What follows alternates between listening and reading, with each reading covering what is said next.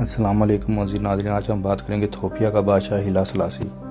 معزز ناظرین، جدید ایتھوپیا 1855 میں سامنے آیا جب بادشاہ تھیوڈرس دوم نے طاقت کے زور پر کئی بادشاہتوں کو اکٹھا کیا اور پھر اپنے ملک کو جدید بنانے کی کوشش کی۔ فوج کی تنظیمیں نو ہوئی، جدید ہتھیار خریدے گئے، یورپ سے ہنرمند معیشت تجارت بحال کرنے کے لیے نئی ٹیکنالوجی لے کر آئے۔ ملک نے دو حریفوں کو شکست دی، پہلے مصری فوج کو دو بار ایتھوپیا مصر کی جنگوں میں جو کہ 1874 سے 1876 تک جاری رہی، اور پھر اطالوی فوج کو 1896 میں، جس میں 6000 اطالوی فوجی مارے گئے تھے۔ اطالوی کولونیل قبضہ ور ایریٹریا سے آگے نہیں آ سکے۔ ملک کا دارالحکومت ادیس ابابا لے جایا گیا اور ملک میں نسبتاً امن رہا۔ ملک اس سائز تک پھیل گیا جس تک آج ہے۔ 20ویں صدی کے آغاز میں انفراسٹرکچر بنانے کی کوشش شروع ہوئی، ملک کے دریاؤں پر پل بنانے اور ریلوے کی پٹری بچھانے کا کام ہوا۔ ادیس ابابا کو جبوتی کی بندرگاہ سے منسلک کیا گیا، لیکن ملک سخت غربت کا شکار تھا۔ دارالحکومت کی آبادی 1920 کی دہائی میں 1 لاکھ سے زائد تھی اور یورپی کالونیوں کے درمیان یہ آزاد ملک تھا۔ راس تفاری نے 1930 میں تخت سنبھالا اور خود کو شہنشاہ ہیلا سلاسیی کا لقب دیا۔ ساتھ ہی ساتھ ہیلا سلاسیی اول ایتھوپیا کی فوج کے فیلڈ مارشل، فضائیہ کے ایئر مارشل، بحریہ کے ایڈمرل بھی بن گئے۔ اس کے علاوہ بھی ان کے بہت سے عہدے تھے اور ان کا اقتدار میں آنا ملک کے لیے اہم پیش رفت تھی۔ اگرچہ جسامت میں پسا کرتے لیکن افریقہ کی سیاست میں قد آور شخصیت تھے۔ انہیں ایتھوپیا کی جغرافیہ اور تاریخ سے فائدہ اٹھانا آتا تھا۔ انہوں نے معیشت کو جدید بنیادوں پر استوار کیا، بیرونی کمپنیوں کی مقامی کمپنیوں کے ساتھ شراکت داری کروائی۔ سفارتی طور پر کامیابی ایتھوپیا کی لیگ آف نیشنز میں شمولیت تھی۔ اس میں داخلے کی ایک شرط غلامی کا خاتمہ تھا، جو کہ ایتھوپیا میں ابھی باقی تھی، اور اندازہ ہے کہ 1930 کی دہائی میں ایتھوپیا میں 20 لاکھ کے قریب غلام ابھی موجود تھے۔ ایتھوپیا کی آزادی اور معاشی ترقی کی وجہ سے یہ دوبارہ اٹلی کی نظر میں آ گیا۔ اٹلی نے غلامی کو پروپیگنڈا کے ہتھیار کے طور پر استعمال کرنا شروع کیا تاکہ جنگ کو جواز بنایا جا سکے۔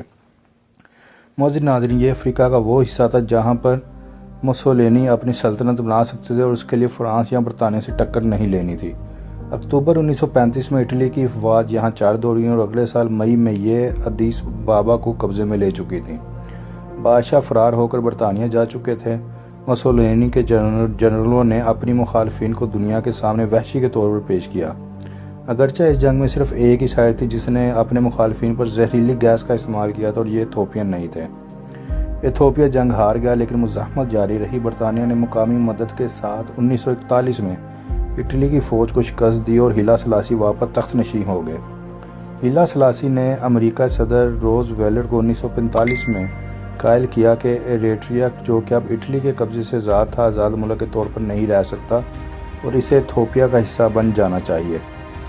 ان کا مقصد سمندر کے پانیوں تک رسائی یقینی بنانا تھا۔ 1952 میں اقوام متحدہ نے اس کی منظوری دی اور اس میں کوئی تعجب نہیں تھا کہ ساتھ ہی امریکہ کو اسمارا میں فوجی اڈہ مل گیا اور بحریہ کے لیے بیس مل گئی تاکہ سرد جنگ میں اس خطے میں سوویت یونین کا مقابلہ کیا جا سکے۔ امریکہ نے انفراسٹرکچر اور عسکری امداد پر بھاری روپیہ خرچ کیا۔ معزز ناظرین، ہیلا سلاسیی ایسے افریقی ملک کے سربراہ تھے جسے کبھی کالونی نہیں بنایا گیا تھا، اور اس وجہ سے ان کا براعظم پر بڑا اثر تھا، اور جب افریقی اتحاد کی تنظیم 1963 میں قائم ہوئی تو یہ اس کے رہنما تھے۔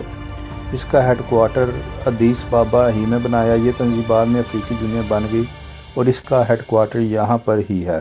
اگرچہ اس کی تاریخ اسے کولونیلزم کے خلاف مزاحمت کی علامت بناتی ہے، لیکن ایتھوپیا غریب، غیر ترقی یافتہ اور منقسم ریاست رہی ہے۔ ہیلا سلاسیی کا تخت 1960 میں الٹانے کی کوشش ہوئی جس میں وہ بچ گئے، لیکن اس کے بعد ان کی حکومت میں جبر بڑھ گیا اور نسل کشیدگی کا مسئلہ بگڑ گیا۔ صومالیہ نے برطانیہ سے آزادی لے لی تھی۔ ایتھوپیا میں صومالیہ اوگاڈون کا علاقہ مرکزی حکومت سے باغی ہو گیا۔ صومالیہ اس کی مدد کو آیا، لیکن ایتھوپیا کی فوج نے جلد ہی اپنے ہمسائے اور اندرونی علیحدگی پسندوں کو شکست دے دی۔ اس کا ایک نتیجہ یہ ہوا کہ صومالیہ سوویت کیمپ میں چلا گیا اور دونوں ممالک سرد جنگ کے تھیٹر کا حصہ بن گئے۔ بڑی طاقتوں کو اپنے مفاد کے لیے استعمال کرنے لگے اور بڑی طاقتیں انہیں اپنے مفاد کے لیے استعمال کرنے لگیں۔ اسے اسنا میں ایریٹریا میں بھی بغاوت اٹھ کھڑی ہوئی۔ یہ ایتھوپیا کا حصہ تھا۔